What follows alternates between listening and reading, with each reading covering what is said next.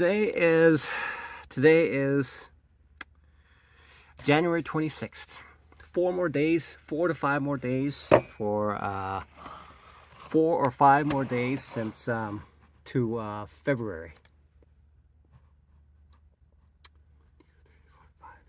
Okay, 5 more days to February. I have to say that trading directly reflects life. I just realized that today. I just came to that conclusion. Now, for people who are have a decent amount of for a decent amount of see, I should have been on a short bus. Now I became aware of it, okay? Now I became aware that I should be on the short bus today. Okay, I just became aware of it. And then I became aware of the fact that, and then I also became aware of the people who are giving tax advice on YouTube. So there is this lady who has a law degree, who's a CPA, with bunch of other certifications, who know what she's talking about, and she posts these things on YouTube. And then there are some other people who do not have that pedigree, also provides advices, but that's wrong. But they keep arguing with this lady who has this pedigree, who's aware of these things and who have made practices.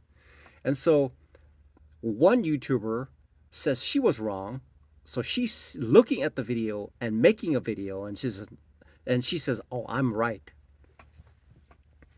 Now, I've noticed that, and if I were to categorize who I am, I'm categorized as a person who do not have the pedigree as that tax attorney has, okay?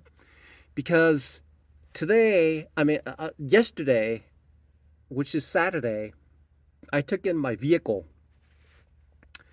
I took my Camry, 10-year-old Camry, to service because the key fob stopped working, and me being isolated in this area and not knowing much and not doing any research, just going through the motions of life right now until so that I can become profitable. So the level of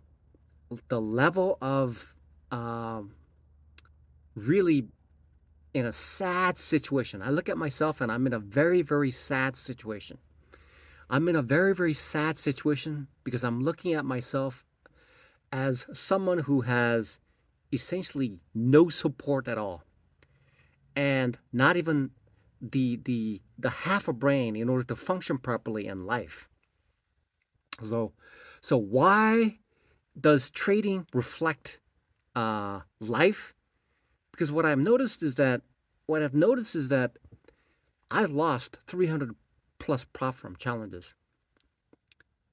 Okay, on an average, and we're talking. I mean, it's approximately about $16,000 to $17,000. Okay, $16,000 to $17,000 were lost, gone, tossed away. But what hurts more than losing $16,000 to $17,000, because it's anonymous. I pay somebody that's on the other side of the internet who's keeping the money, so I don't see how stupid I am and dumb I am. But when I went to the dealership, okay, so I had these key fobs, and apparently the battery was out. And I had these old batteries that was in my backpack. I bought it for like 3 or 4 years ago, and I thought it was still good because it was never used and never opened. And add to that fact, I took the vehicle in last week to have an alignment done, and in my mind, I thought they must have done something. They must have done something to this vehicle. and that's why it's broken. The key fob is broken. They must have, while they're aligning, they must have turned something off or something, right? So, so Friday, they told me that it costs $80 to diagnose, which is reasonable, which is fair, which is business sense. It's a perfectly legitimate thing that the dealership does. They're perfectly legitimate, okay? And uh and so I took it in on Saturday. They fixed it for $92. Okay? The battery, they mark up like 3 or 4 times that, okay? They mark up 3 or 4 than the retail price. It's a retail price, but at the dealership it's like 3 times more for the batteries. I saw it on Amazon for $4 for 2 of them, but they charged me $12. Okay, so they mark it up like 3 times, and so I pay that, and then the service representative made me feel like a very very dumb person, really really dumb person. I started to think about why, because and then I told him, hey, look, I have a double E degree. And I did these troubleshooting things, but it just slipped my mind because I'm thinking these batteries should work. These batteries that I bought 3 or 4 years ago should work because it says on the back it's good till like 2030. But it turned out those batteries were no good. I used one, there were two, and then when I came back after the batteries was gone and I put that old battery in it, sure enough, it was bad. So even though the so the whole point is how I live my life was just like the way that I've been day trading. It is a true representation of goosey loosey uh, a life that I've lived without buckling down, trying to make it as optimal as possible, and I allowed even the most trivial things to take a significant bite out of my life. This reminds me of something like that. This reminds me of, I mean, I'm just I'm just reflecting on what life has truly how I live my life, and it actually is a direct correlation in the way that I live my life. The day trading part has revealed this to me. It's the day trading has it's like people who look in the mirror and then they can't see who they are, but trading is directly characterizing the person who I am in living life. I just realized how day trading has completely brought to light the life that I have been living. And the life that I have been living has been essentially a goofy kind of a life all my life. It must be that when I was like 6 years old and I ran into this concrete bridge on top of this ice path and we were playing hide and seek and I ran underneath it as fast as I could, hit the top of my head underneath that sharp 90-degree angle and just laid out there for hours. That must have that must have carried through for all my life, and I've been doing that. That's why I haven't been doing very well in school. That's why people thought that I was like retarded or something. That's why even my family made me repeat the third grade at 10 years old. Okay, and then the way that I've been living my life, and how it was difficult for me to like grasp even when I had a child, and this wife of mine who was so kind, and these are things that I have been living. It's like this. That's the way that I've been living, and I could not see it. I cannot see what kind of person I have been until I took on day trading to essentially become a mirror to life. For the past week or so, I've been watching these police officers on YouTube, like car chases, uh, psychological things, and these criminals who are being interviewed. The the murderers who've been caught on camera. They're being interviewed, and what I've noticed is a commonality between them and me, which is they're unable to see their own decrepity. They're unable because it's like this lady is this lady and these men, all these people are in the car, and the police officer said, "Look, you have committed a citationable offense, okay? And so you have to come out of the car." Okay? But they keep escalating, okay? They keep escalating, they keep back talking, okay? And then in some cases there'll be a shootout, right? But all they had to do was give their driver's license, registration, and proof of insurance. That's all they had to do. But some of them, like these there's like a lot of videos. There's a lot of videos with these high speed chases. It starts out that way. It forms out of a citation. They just run with it and become a felony offense, and I mean like vehicular manslaughter kind of thing. Running into people, enormous amount of financial damage, running into things like that. I even saw this one guy. He was like, it's called a pit maneuver. And so what the police officer would do is that they'll come behind you and then shift the backside of the first vehicle, and the vehicle will spin around and then run into a ditch. So this guy comes out with a beer in hand, chugs it while his other arm is hurt, right? So I mean, this is America. So this guy chugs the last of the beer and tosses it, right? It's caught on camera. And then he holds up one of his arm because the other arm, apparently he was bruised or something during that incident.